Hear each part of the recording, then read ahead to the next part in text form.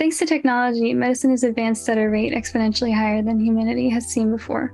In his book, Faster Cures, and across Milken Institute's blog, Michael Milken discusses advancements in medical technology and what that means for life expectancy and quality for humans moving forward.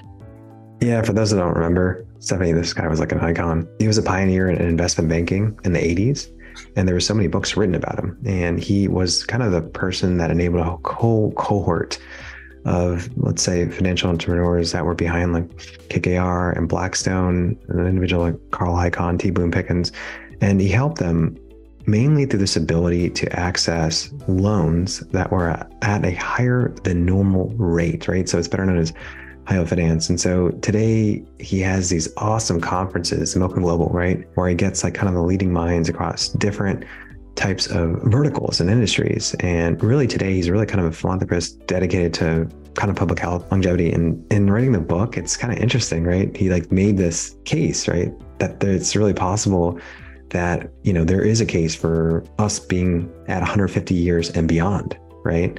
Yeah, he makes a lot of interesting points in his book, Faster Cures, specifically discussing these advancements and what they actually mean for the future of medicine. A snippet that he has in his Wall Street Journal article that I found was really interesting was he writes, "We can now reasonably speculate about therapies that will give us the ability to clean tiny cancers from our bodies as routinely as dentists clean our teeth. We can look for the possibility of gaining immunity from dozens of viruses with a single vaccine and editing genes to eliminate many birth defects. We can picture growing new organs from patients' own cells and even slowing the aging process."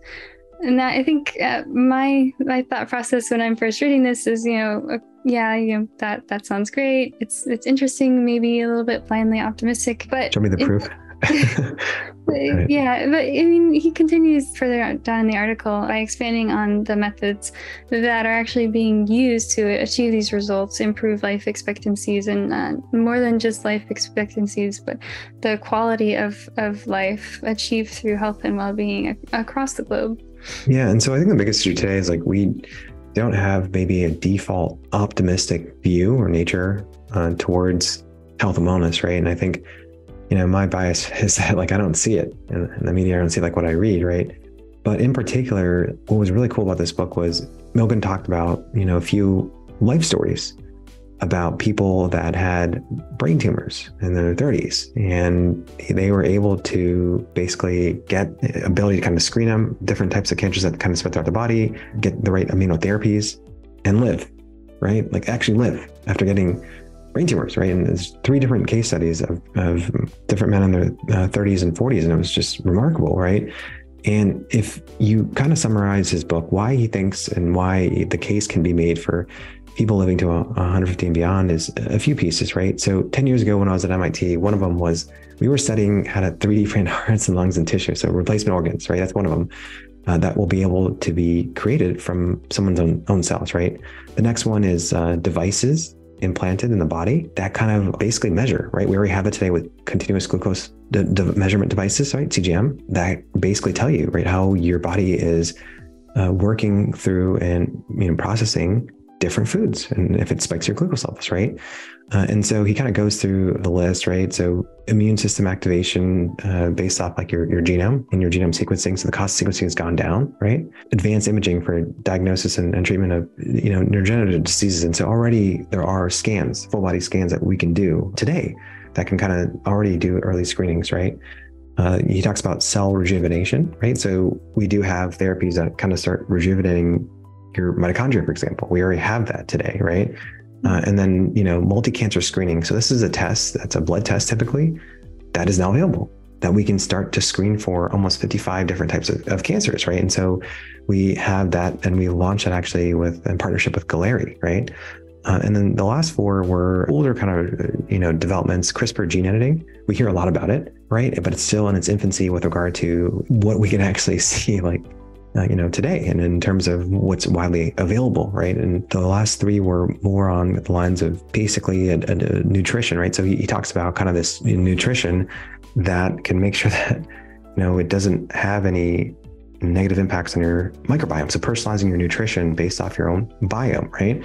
And so, there are different tests today, like the stool test or the food intolerance test that helps us double click on that. And the last two were kind of, non-invasive surgeries, right? So surgeries that are using just different, focuses and different types of imaging technologies, right? And technologies that are less invasive than just, nuking your entire body with regard to, radiation therapy, right? And personalized mRNA vaccines was the last thing you talked about, kind of similar to how the COVID vaccine was developed, right? So when you summarize all 10 of these and you combine it today, it does give someone like myself optimism about the future, right? But I think we're a little years away. One of the biggest takeaways, Stephanie, personally, was I was a huge fan of this individual named Steve Ross. He founded a company called Time Warner.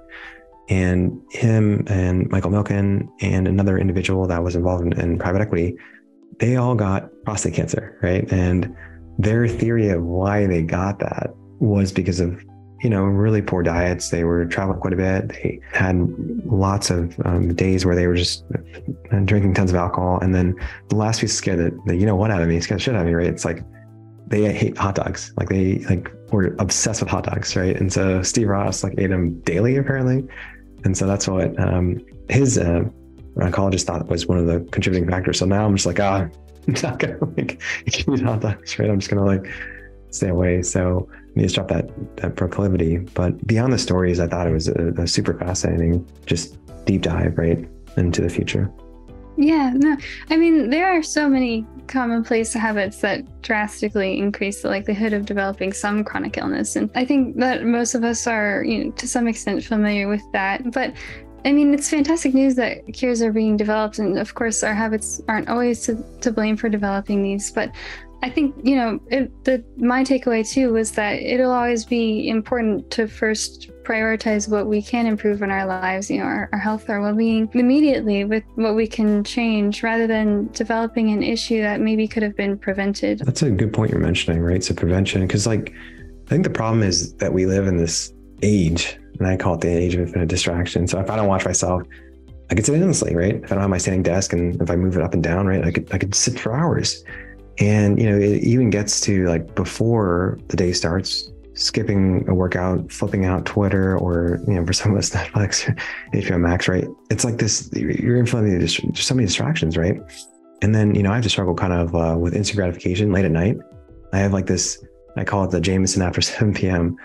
And his weakness is DoorDash and Five Guys, right? And I have to say no and stop, don't, I'm withdrawing your right and your decisions to make these decisions, right? But I think, it's kind of what those two forces really contribute to what I think Milken kind of wrote in the book, which is even today with the best access to this care, right?